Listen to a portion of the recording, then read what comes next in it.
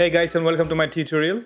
In this video, I'm going to show you how to edit a raw photo inside a software. Now, it's nothing to do with Lightroom, Photoshop, Capture One, or any other software. It's all about how to edit a raw photo. Even though I'm using my own software, but the tool I'm going to use is applicable to any software that you are using and whatever you have. For instance, if I'm using Curve, you should have Curve inside any software that you have with you, free or paid, exposure or white balance and so on. So don't stress if you don't have the software that I have. I'm using Silkypix Developer Studio Pro, but same rules applicable to Lightroom or Darktable or Raw Therapy or Photoshop. So let's jump in. First of all, what is raw photo or a raw file? Raw, basically a digital negative.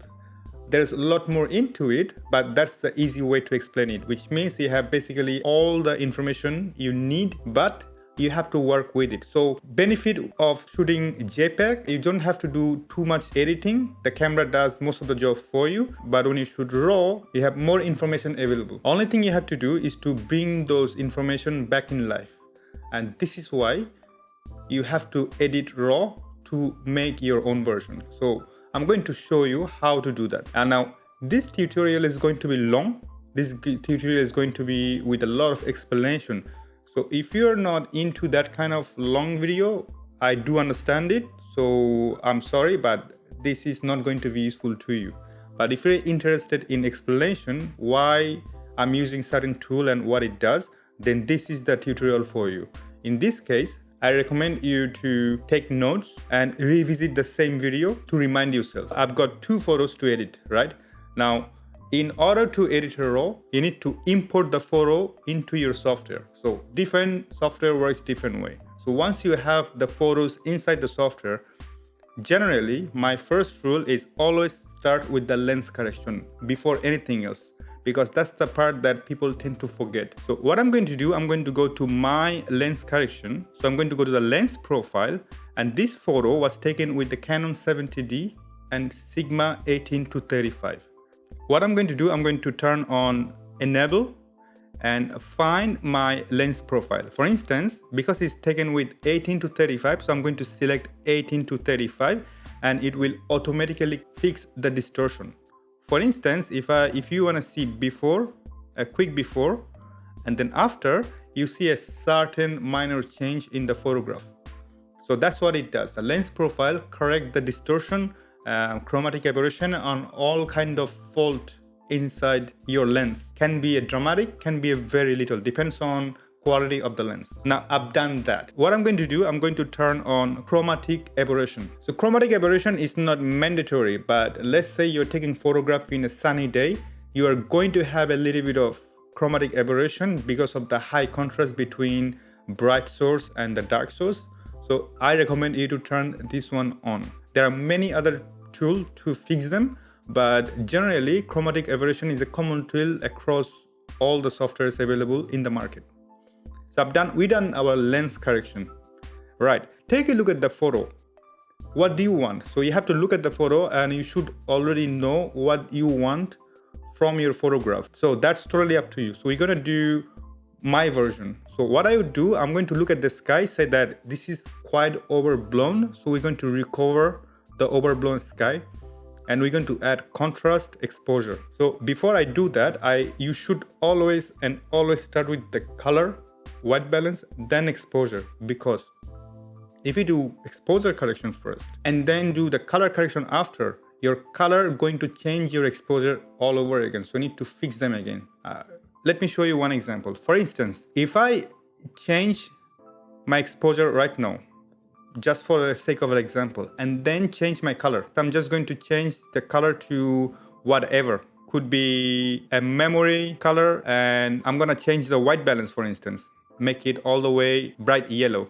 Now take a look at the histogram. So as you can see, every time after changing the exposure, every time I'm moving the slider of color correction, it's changing the brightness of the photo as well. It's not just changing color. So that's why my recommendation, always start with the color first, then move on to the exposure and contrast. So we're going to reset the whole thing and then I'm gonna turn on my lens profile, then do my color. So in color, I'm gonna start with white balance. So in white balance, usually many software has an automatic tool. Basically you have this tool, so you put the dropper in the widest source possible, it will do white balance correction automatically. Let me show you an example. If I put the dropper on the white cloud, you can see that it's automatically did some changes because the sky is really white, so that's quite easy. So that's to achieve perfect white balance. So white balance is basically your white source should be neutral. When your white source is neutral or pure white, that means everything else in the photo will show the original color. For instance, if I make it completely blue, look at the sky. Sky is blue as well. If I make it completely yellow or hot, the sky gets really yellow as well. So you need a pure white, hence the white balance correction. So in this case, I'm going to bring my dropper again, put it on the sky and check the sky or the cloud. It's pure white, hence there are no extra color cast in the photo.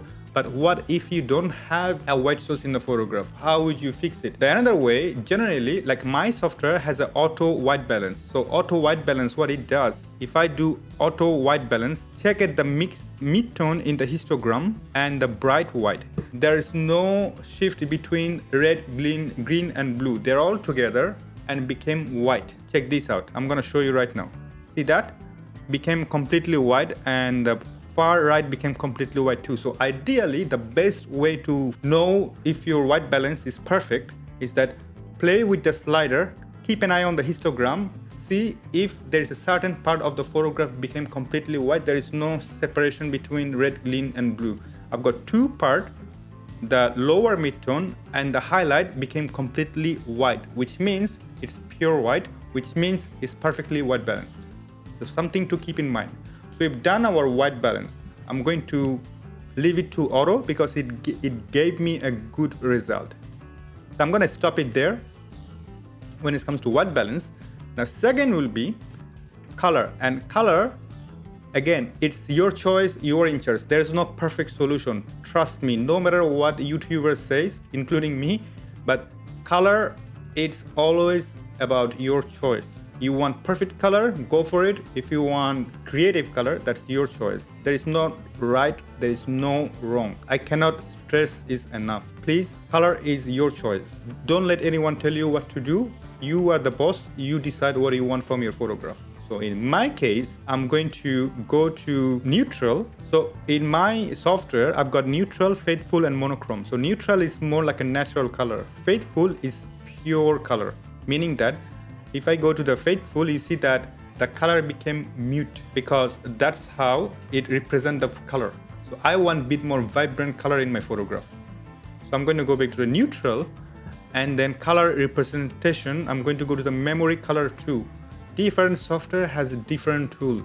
Objective of my photograph is to make the green vibrant yet not too aggressive. That's my objective. The dominant color here is green, but I don't want to make it completely green because the photograph may look really flat because there won't be any contrast. So I want to have some contrast between the different greens, right? Now, I've done my color. I'm going to add a touch saturation and I'm good. Now my goal would be recovering some highlight from the bright blown out sky. So I'm going to go to my brightness highlight control. Then I'm going to go to dodge burn HDR. So dodge burn HDR in Silkypix Developer Studio Pro, it's different than the highlight slider. What I mean by that, in the traditional highlight slider, you slide it and it takes away all the highlight globally from the photograph, where color burn HDR generally starts from the most white part, in this case the sky, to the lowest highlight. It protects the low highlight where it should be. Don't touch them. It starts only the strongest portion of it. That's why I use it. If you don't have this tool, you can still use the highlight slider because different software works a different way when it comes to the highlight slider. So don't stress too much about it. So I'm going to show you my way. The objective here to recover highlight. That's all you need to remember. So I'm going to pull the slider up, keep an eye on my histogram, check the histogram there.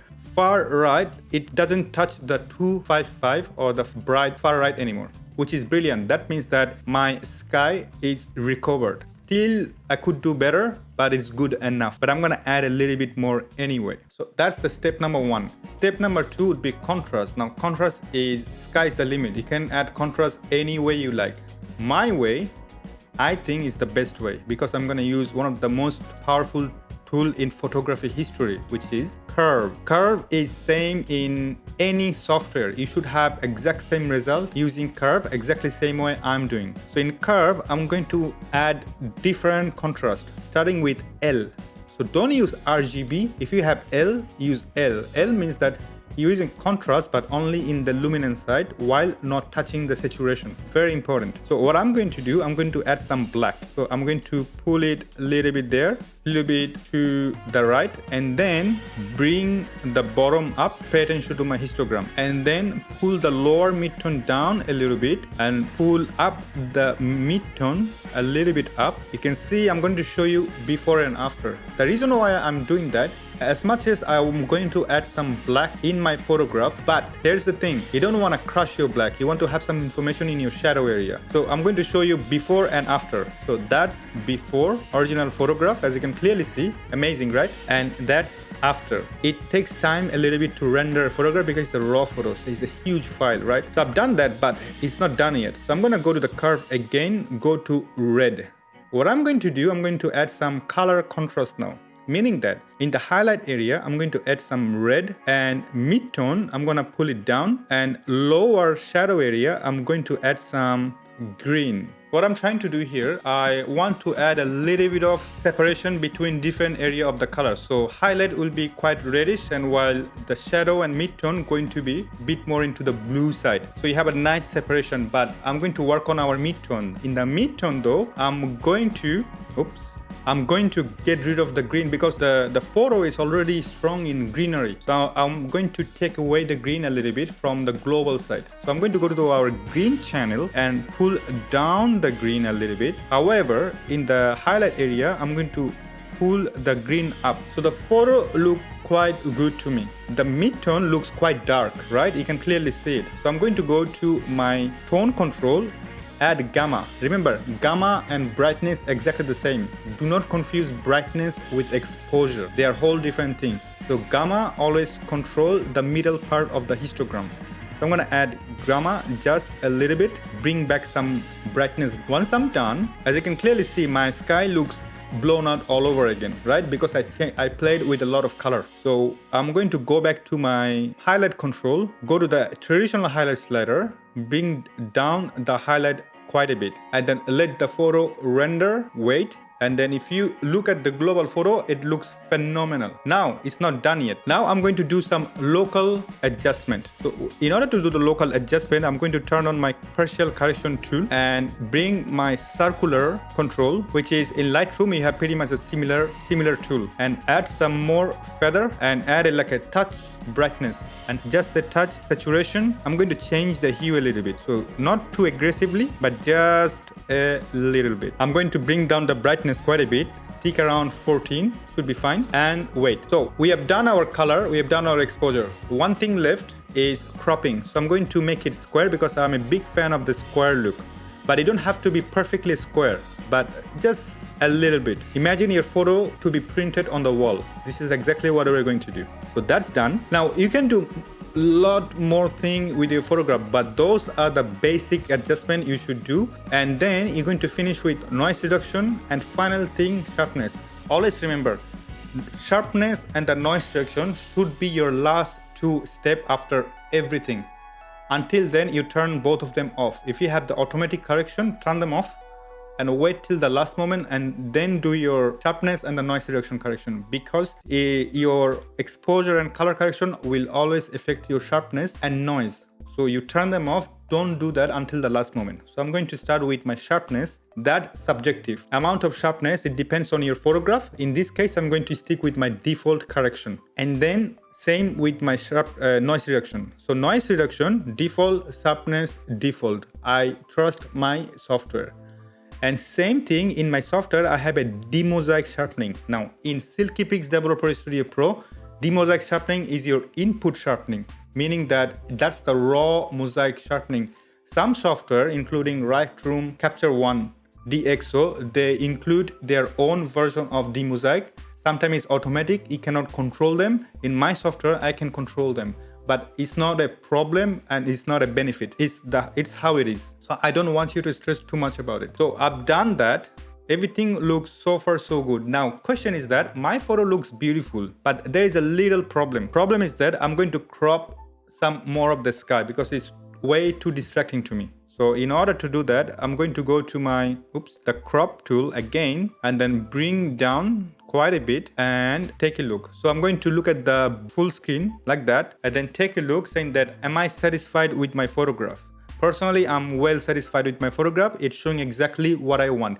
But here's the thing. What if you don't shoot landscape? What if you shoot, I don't know, the cityscape or car? So we're going to take a look at our next photo, which is this one. So in this case, we got a photograph of a car. We're going to do exactly the same thing. We're going to start quickly with the lens correction and then put the lens profile that we have available for respective lens. Then straight away, we're going to go to our white balance correction. In this case, I'm satisfied with my white balance. Let me tell you why. See the lower midtone, there's a part is completely white and it looks good to me. So again, if you don't like it, you change it, make it look the way you want.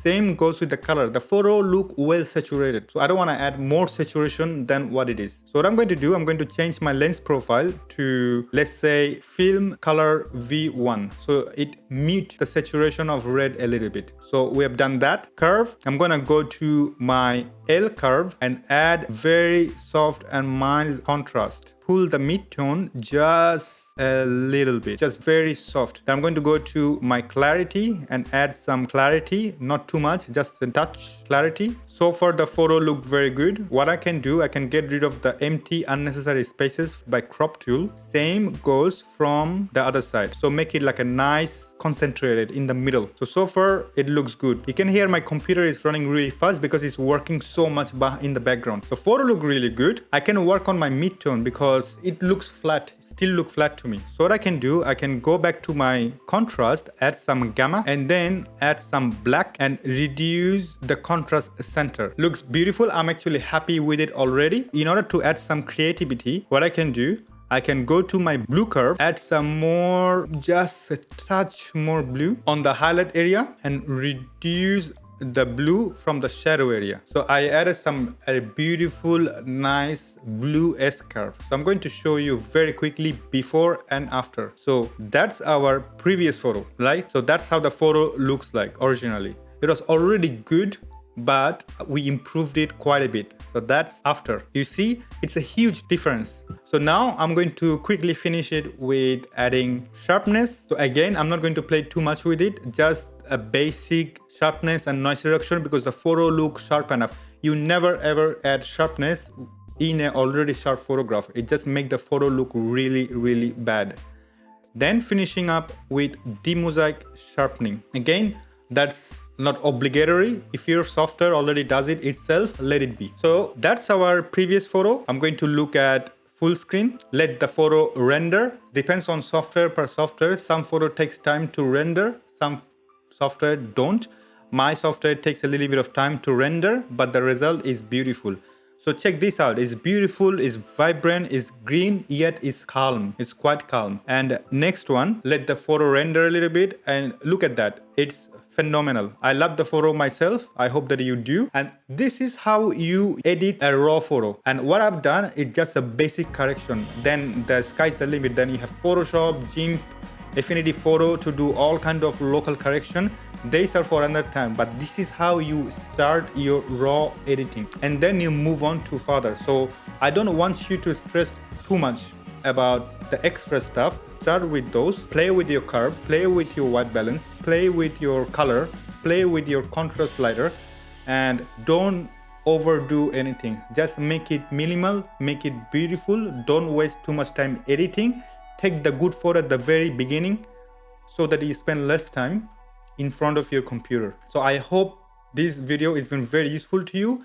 Take notes and revisit the same video if you have to. And once you are done, you can move on to Photoshop or Affinity Photo to learn even advanced level of editing. I wish you all the best. Have a wonderful, wonderful day. Be creative and see you next time. Bye bye.